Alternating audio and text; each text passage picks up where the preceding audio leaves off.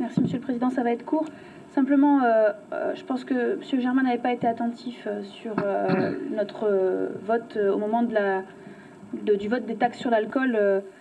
La raison pour laquelle nous ne l'avons pas voté, M. Germain, c'est pas parce qu'il n'y avait pas un plan global, c'est parce qu'il n'y avait pas d'affectation du résultat de ces recettes à des mesures concrètes. Donc on n'en a pas plus aujourd'hui et le résultat de cette augmentation des taxes, on le voit tous les jours en Nouvelle-Calédonie. Je veux vous dire, et en réponse à Madame Fèvre en particulier, je partage, et c'est vrai que quand on a reçu ce plan, réellement, de la même manière que nous avons voté le plan à la province sud, nous avons considéré que ça devait dépasser les clivages et qu'il ne devait pas y avoir ce genre de règlement de compte.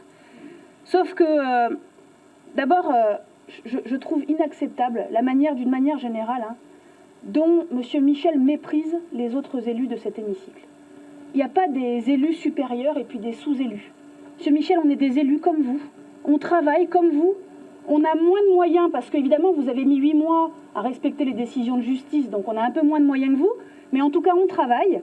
Et donc, on essaye de faire avancer les choses. Et on a fait des mesures concrètes, pas à traiter par le mépris, à résumer par des barrages. C'est pas ça. On a fait des mesures, on a fait des propositions concrètes. Les bottle shops, le fichier, les allocations familiales, le couvre-feu, les tags, tout ça, vous avez rejeté en bloc. Monsieur Michel, il y a un détail que je n'ai pas bien compris. Vous avez parlé en commission de 700 suspensions d'allocations familiales et là, 1350. Donc je pense que l'examen du dossier n'était pas forcément tout à fait précis. Monsieur Michel, s'il vous plaît. Bon. S'il vous plaît, Monsieur Michel, vous n'avez pas la parole. Madame Baquet, je voudrais finir, merci. Monsieur Citré disait tout à l'heure, et je crois que c'est le fond du problème, qu'on a un nombre d'enfants trop important qui vivent du seuil de pauvreté. C'est ça le vrai problème.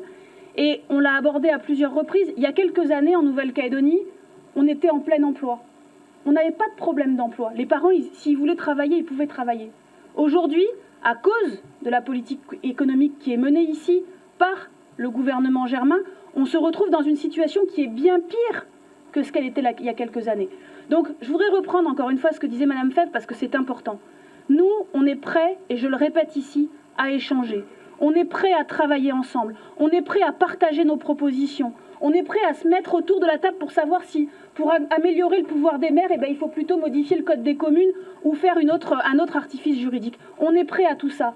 Jamais, jamais on est consulté. Pourquoi? Parce que Calédonie Ensemble considère qu'ils ont la science infuse et qu'ils n'ont pas besoin de consulter qui que ce soit. Eh bien, le résultat, c'est au niveau économique la situation qu'on connaît et en matière de délinquance, la situation qu'on connaît. C'est votre responsabilité parce que vous considérez que vous savez et que les autres ne savent pas. Eh bien, c'est pas comme ça qu'on va faire avancer la Nouvelle-Calédonie. C'est pas comme ça. Et quand vous allez laisser la Nouvelle-Calédonie en 2019, eh bien, franchement, je suis inquiète de ce que vous allez laisser aux Calédoniens.